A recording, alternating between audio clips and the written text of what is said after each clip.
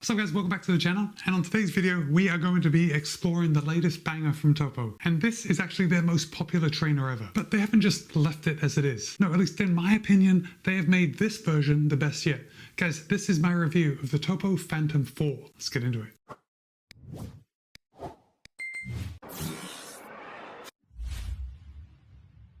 Before we get started, I do just want to say thank you for Topo for sending me this pair of the Phantom 4 for review. However, they haven't told me what to say.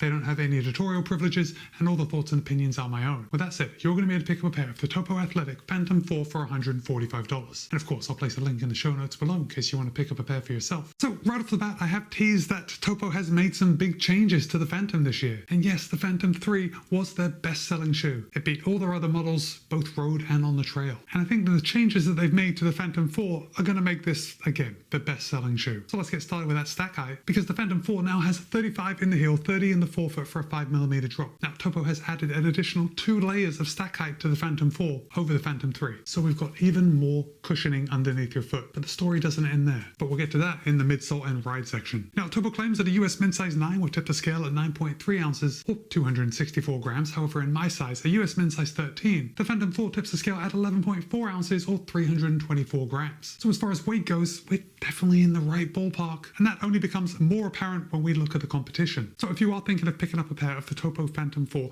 you may also be thinking about some other mid-range daily trainers, and you're probably considering the Hoka Clifton 10. Now the Clifton 10 has a little more stack height. We have 42 in the heel, 34 in the forefoot for an 8mm drop. The Clifton 10 will cost $150, and in my size weighs in at 333 grams. So the Clifton 10 is 9 grams heavier than my size in the Phantom 4. Next up, you might be shopping for the Brooks Ghost 17. Now the Brooks Ghost 17 has 36.26 for a 10mm drop. It'll cost you $140, so $5 less than the Phantom 4. But in my size tips the scale at 347 grams. So it's 23 grams heavier than my size in the Phantom 4. Next up, I think a good comparable is the New Balance 880 version 15. The 880 has 34 for a 6mm drop. It'll cost you $140, so again, $5 less than the Phantom 4. But it tips the scale at 348 grams in my size. So it's 24 grams heavier than my size in the Phantom 4. Finally, I think we also need to compare it to the Ultra Torrent 8. Now the Torrent 8 is a zero drop shoe. We have a 30mm stack. It'll cost $150, and in my size tips the scale at 333 grams. So same as the Clifton 10, it is 9 grams heavier than my size in the Phantom 4. And even though the Torrent 8 is a zero drop shoe, the Phantom 4 is still considered a low drop shoe at a 5mm drop. But really, it's the toe box that I want to compare it to, because both the Phantom 4 and the Torrent 8 have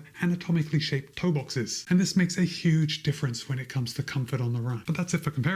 Let's start at the top and work our way down. If I hold this up, you can see this heel collar, and I love this heel collar because Topo has really nailed their heel collar cushioning and got it right in the Goldilocks zone. Now, a lot of times, especially in some of those competitors, companies tend to really overdo this heel collar cushioning, which just adds to the weight. Topo, for lack of a better term, has a medium level of cushioning, and it's biased to the top of the heel collar. So when you put your foot in, the heel collar is kind of wrapping around that heel, giving you a nice secure feeling. It works well. If we come to the heel counter, Topo is using a semi-rigid heel counter, and you know what, I almost want to call it rigid, but it's not like rock solid rigid, but it's definitely on the firmer side. I guess what I really need to get across is that you're not going to have any heel slip like you would in a shoe with a heel collar that's like loosey-goosey. This has really given me a good heel lockdown, and I didn't experience any heel slip. Of course, if you did, you also have that extra lace loop right at the top of the eyelet chain in case you wanted to do the lace lock method, so it's there if you need it. For the upper, Topo is using an engineered mesh, and of course we have that very understated Topo styling that I'm definitely here for. The upper seems fairly breathable, although, you know, I've been testing this shoe before it got really hot here in Florida for summer, but there is nothing about this upper that makes me think it's going to be a hot ride when the temperature starts to climb. I mean, don't get me wrong, it's not going to be that super see-through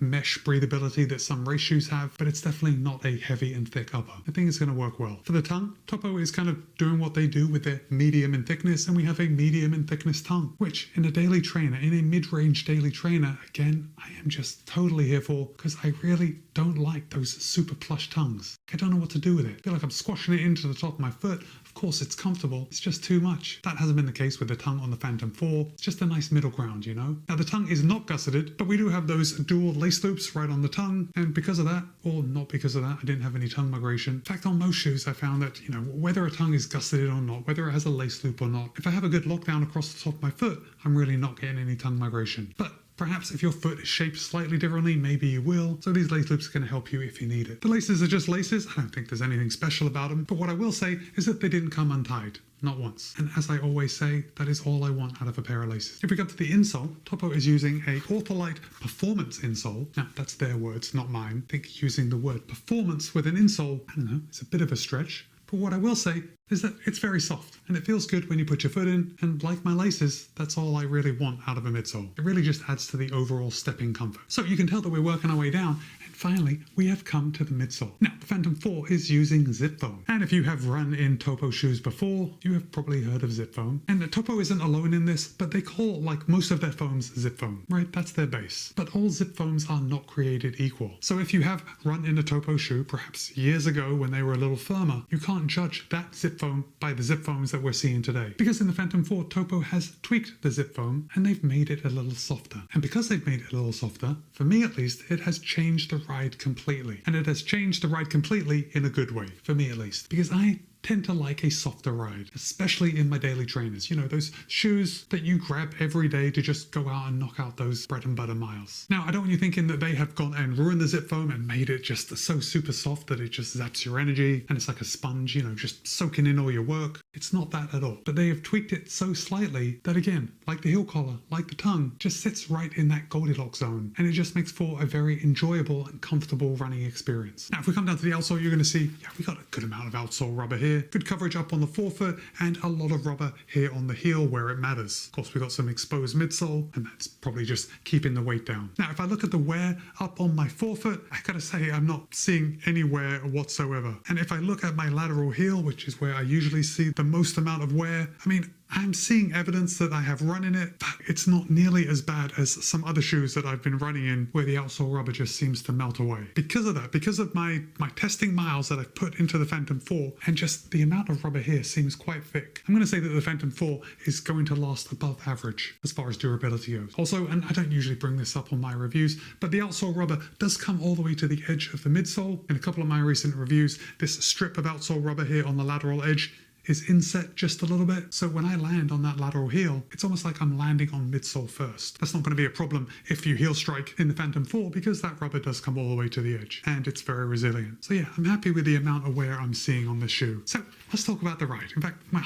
let's talk a little more about the ride because I already mentioned that it's a nice, soft and comfortable ride. Now, I do have to tell you that this is it's a mid-range daily trainer, right? It's not made to blow your doors off. I don't think anyone would use the word exciting to describe the Phantom 4, but then that's not a negative thing. And I certainly wouldn't use the word exciting to describe any of the comparables that I've compared it to. Like on the whole, I just don't find daily trainers to be very exciting. But as I say, that is a good thing. We are not looking for excitement every time we go out for a run. We are looking to put in the work, get those miles, stay injury-free, and most importantly, be comfortable while we're doing it. And this is where the Phantom 4 really shines for me. Now, of course, I am a Topo fan. I've run in a lot of Topo shoes, and I really love the anatomical toe box. And if you haven't run in a shoe with an anatomical toe box, I am telling you, you are in for a treat. Your feet have just never known such comfort. Like most running shoes are very tapered at the front, and even if you don't feel your toes kind of pressing against the upper, I think it's one of those things that like you don't know what you've got until you don't have it anymore. So on the regular running shoes, when I've got that tight fit, like I might not notice it when I'm running in them, but I certainly notice it when I put my foot into a pair of Topo shoes, and specifically the Phantom 4, and I have that extra room in my toe box. It's just so comfortable. And for me, of course, that just isn't enough. Like the shoe comes as a whole package. There are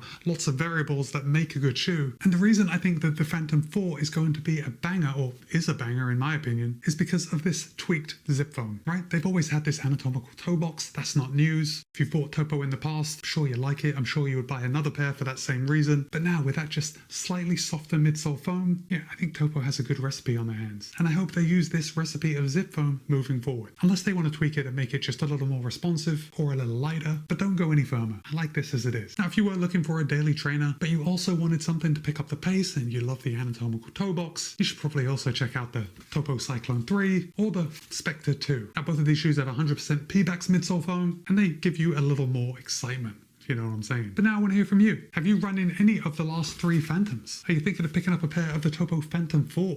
Drop a comment and let me know. But for now, it's Matt B. This has been my review of Topo's Phantom 4. Be kind, be happy, run well. See you in a couple of days.